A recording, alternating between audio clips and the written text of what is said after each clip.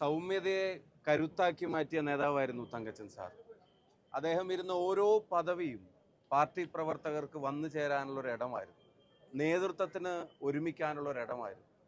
ആ സൗമ്യത കരുത്താക്കി തന്നെ നേരത്തെ പ്രതിപക്ഷ നേതാവും അതുപോലെ തന്നെ ബഹുമാനപ്പെട്ട UDF കൺവീനറൊക്കെ സൂചിപ്പിച്ചതുപോലെ വിവിധ തലങ്ങളിൽ 4 തവണ MLA ആയപ്പോഴും, സ്പീക്കറായപ്പോഴും, KPC പ്രസിഡന്റ് ആയപ്പോഴും, UDF കൺവീനർ ആയിരുന്നപ്പോഴും എല്ലാം ആ സൗമ്യതയെ എല്ലാവർക്കും യോജിക്കാനുള്ളൊരു ഇടമാക്കി മാറ്റി അധികാരത്തിലേക്ക് പാർട്ടിയെ കൊണ്ടുവരുന്ന ഒരുപാട് ത്യാഗങ്ങൾ പ്രസ്ഥാനത്തിന് വേണ്ടി വഹിച്ചിട്ടുള്ള ഒരു നേതാവാണ്. അദ്ദേഹത്തിൻ്റെ ഓർമ്മകൾ തീർച്ചയായിട്ടും ഓരോ കോൺഗ്രസ് പ്രവർത്തകനും മുന്നോട്ടുള്ള പ്രയാണത്തിൽ കരുത്താവും. ഇപ്പോഴത്തെ തലമുറ അദ്ദേഹത്തെക്കുറിച്ച് മനസ്സിലാക്കുന്നത് നേരത്തെ സൂചിപ്പിച്ചതുപോലെ തന്നെ ഈ തൻ്റെ പദവികളിലെല്ലാം ആളുകളെ ചേർത്ത് പിടിച്ച് എല്ലാവരെയും ഒരുമിപ്പിച്ച് കൊണ്ടുപോകുന്നില്ല.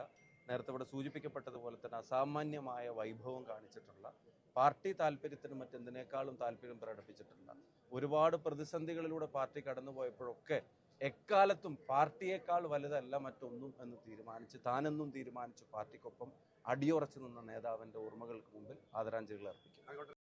ഏറ്റവും പുതിയ വാർത്തകളും വിശേഷങ്ങളും വിരൽ തുമ്പിലറിയാൻ സീ മലയാളം ന്യൂസ് എല്ലാ ഡിജിറ്റൽ പ്ലാറ്റ്ഫോമുകളിലും ലഭ്യം.